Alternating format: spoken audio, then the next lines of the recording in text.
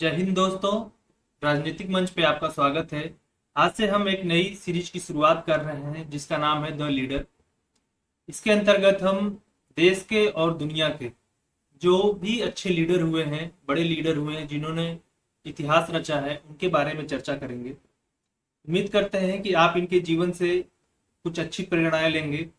तो ऐसे लीडर्स के बारे में हम लोग चर्चा करेंगे। आपको समझ में आ गया होगा कि आज हम किसके बारे में बात करने वाले हैं। आज हम एक लीडर के बारे में बात करने वाले हैं जिनका नाम है फिदेल कास्त्रो। फिदेल कास्त्रो का एक पहले तो जान लेते हैं ये कहाँ के रहने वाले थे। ये क्यूबा के रहने वाले थे। अभी देखे जानेंगे कि क्यूबा कहाँ पर है। इनका कहना था, a revolution is not a bed of roses, a revolution is a struggle to death between the future and past। इनका जीवन काफी स्ट्रगल से भरा था। और मैं आपको बताऊं, क्यूबा के इतिहास में फिदेल कास्त्रो हमेशा के लिए अमर है। अभी हाल ही में 2016 में इनकी मृत्यु हुई। तो इनके बारे में हम लोग कुछ चर्चा करें उसके पहले हम लोग जरा समझते हैं कि क्यूबा कहाँ पर है। ये देखिए, एक छोटा सा आइलैंड कंट्री यहाँ पे दिखाई पड़ रहा है आपको। एक द्वीप देश है। ऊपर इसके यहाँ पर अमेरिका, नीचे यहाँ पर दक्षिण अमेरिका, इधर मैक्सिको। यहाँ पर अमेरिका का एक प्रांत है जिसका नाम है फ्लोरिडा। आगे हम बात करते हैं फिदेल कास्त्रो के बारे में। तो इनका जन्म 1926 में हुआ था। और ये एक साधारण परिवार से थे। इनके पिताजी एक किसान थे जो गन्ने की खेती किया करते थे। पढ़ने में अच्छे थे। इन्होंने हवाना यूनिवर्सिटी से ग्रेजुएशन पास किया। और ग्रेजुएशन पास करने के बाद इनकी इच्छा थी कि ये इलेक्शंस में खड़े हों, चुनाव लड़ें। लेकिन उसी समय आर्मी के एक ऑफिसर ने क्यूबा पर में कू कर दिया और वहां की सरकार को हटाकर खुद सत्ता संभाल ली, जिनका नाम था फुलजेनिको बतिस्ता। फुलजेनिको बतिस्ता के आने के बाद क्यूबा में काफी विरोध हुआ। और इस विरोध में ये आपके फिदेल कास्त्रो भी शामिल हो गए। और फिदेल कास्त्रो ने एक पार्टी थी जिसका नाम था एंटी करप्शन पार्टी, उसको ज्वाइन कर लिया। 1953 की घटना है जब इन्होंने 120 आदमियों के साथ एक बैरक था वहां पे क्यूबा का उस समय जो सरकार थी जिनका जिसको बतिस्ता लीड कर रहे थे, नाम था मोनकाडा बैरक, पर हमला किया लेकिन असफल रहे और इसमें गिरफ्तार हो गए। गिरफ्तारी के बाद इनको 15 साल की सजा हुई। लेकिन उस समय अंतरराष्ट्रीय दबाव में आकर इनकी सजा को 2 साल में ही पूर्ण कर दिया गया। और जितने भी राजनीतिक प्रिजनर्स थे उनको रिहा कर दिया गया। और साथ उसी समय फिदेल कास्त्रो भी रिहा हो गए।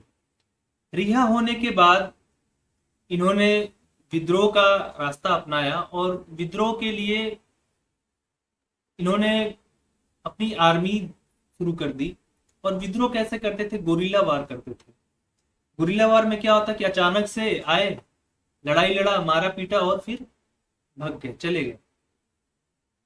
तो इस तरीके से धीरे धीरे जो बतिस्ता की सेना थी वो धीरे धीरे कमजोर होती चली गई। और आखिरी में जनवरी 1959 के समय बतिस्ता की सेना हार गई और फिदेल कास्त्रो की सेना जीत गई। और वहां पे एक नई सरकार बनी फिदेल कास्त्रो के अध्यक्षता में। देखिए, एक चीज आपको मैं बताऊं, इसमें यूएसए का भी काफी अहम रोल है। पूरे इतिहास में यूएसए बतिस्ता को सपोर्ट करता था और इस वजह से वो फिदेल कास्त्रो के विरोध में रहा। मैं आपको बताऊं, कई ऐसी घटनाएं घटी जब फिदेल कास्त्रो के ऊपर कई सारे हमले किए गए। इसके बारे में चर्चा हम लोग करेंगे। उसके पहले मैं आपको और कुछ बातें बताऊं। बहुत चर्चा होती है बे ऑफ पिग इन्वेजन के बारे में। ये क्या चीज है? दरअसल जो बतिस्ता के सपोर्टर थे वो यूएसए भाग गए थे। यूएसए ने उनको ट्रेन किया और फिर से क्यूबा के ऊपर हमला करने के लिए था। लेकिन उस समय फिदेल कास्त्रो की सेना ने जमकर सामना किया और जो बे ऑफ पिग इन्वेजन था उसमें बतिस्ता के सपोर्टर थे उनको हरा दिया और फिदेल कास्त्रो फिर से वहाँ के प्रेसिडेंट थे, वो रहे, आगे आगे भी रहे। उसी समय यूएसए ने क्यूबा के जो शुगर केन जो इंपोर्ट करता था, आयात करता था, उसके ऊपर धीरे धीरे बैन लगाना शुरू कर दिया और फाइनली उस पर बैन लगा दिया गया, जिसको देखते हुए फिदेल कास्त्रो ने क्यूबा में जितनी भी यूएसए की संपत्ति थी उसको जब्त कर लिया, जिससे दोनों के बीच में जो दुश्मनी थी और बढ़ती चली गई। अब देखिए, दो दुश्मन का दुश्मन क्या दोस्त होता है।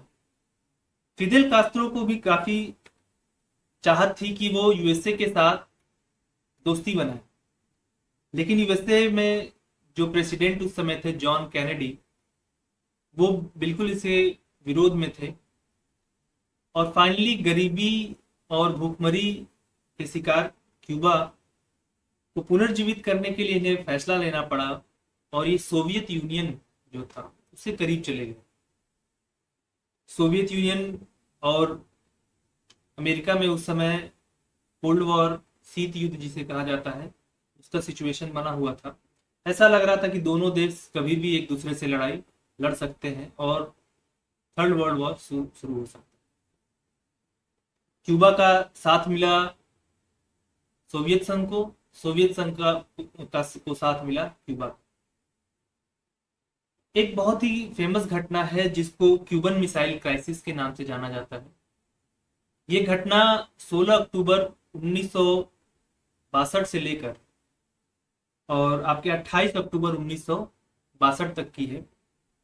देखिए, अमेरिका ने टर्की में कुछ मिसाइल लगाई थी जिसको रसिया यानी कि सोवियत यूनियन खतरा मानता था। उसने क्यूबा में मिसाइल लगा दिए।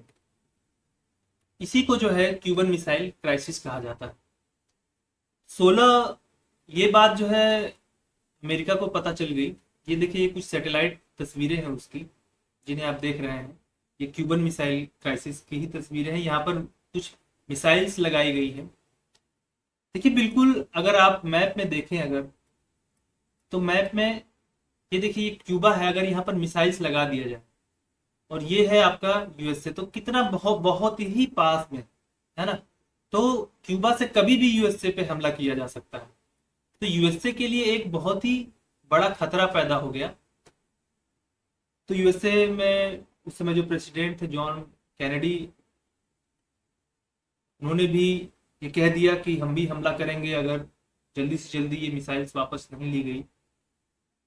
फाइनली ये रसिया और अमेरिका के बीच ये डिसाइड हुआ कि दोनों ही देश मिसाइल वापस ले लेंगे। अमेरिका टर्की से और रशिया आपके क्यूबा से मिसाइल वापस ले लेंगे। साथ में ये भी डिसाइड किया गया कि अमेरिका अब क्यूबा के ऊपर कोई हमला नहीं करेगा, कोई आक्रमण नहीं करेगा। इसके बाद फिदेल कास्त्रो की सत्ता क्यूबा में काफी मजबूत होती चली गई। धीरे धीरे ये काफी मजबूत लीडर बन गए और करीब 5 डिकेड तक वहां पर इन्होंने शासन किया। काफी लंबा समय इनका रहा शासन का और उस बीच में इन्होंने क्यूबा को हर रूप से सशक्त बनाने का प्रयास किया। अगर इनकी विचारधारा की बात की जाए तो इनकी विचारधारा शुरुआत में तो ये सही मायने में जो तानाशाही शासन था उसका विरोध करते हुए ही सत्ता पर आए थे, लेकिन बाद में ये खुद तानाशाह ही बन बैठे। हालांकि क्यूबा के लिए काफी काम किया इन्होंने, लेकिन बहुत लंबे समय तक सत्ता में रहे। साथ में बात किया जाए तो इन्होंने क्यूबा को आधुनिक देश बनाने का भी प्रयास किया। इनकी विचारधारा काफी मार्क्सिज्म और लेनिज्म से मिलती थी। कुल मिलाकर कहा जाए तो ये कम्युनिस्ट विचारधारा के थे, वामपंथी विचारधारा के थे। फिदेल कास्त्रो 2006 में बीमार पड़े और फिर इन्होंने अपने भाई को सत्ता सौंप दी। 2008 में पॉलिटिक्स से रिटायर हो गए। आपको दिखा दूं कि 2015 की ये उनकी तस्वीर है और 2016 में इनकी मृत्यु हो जाती है।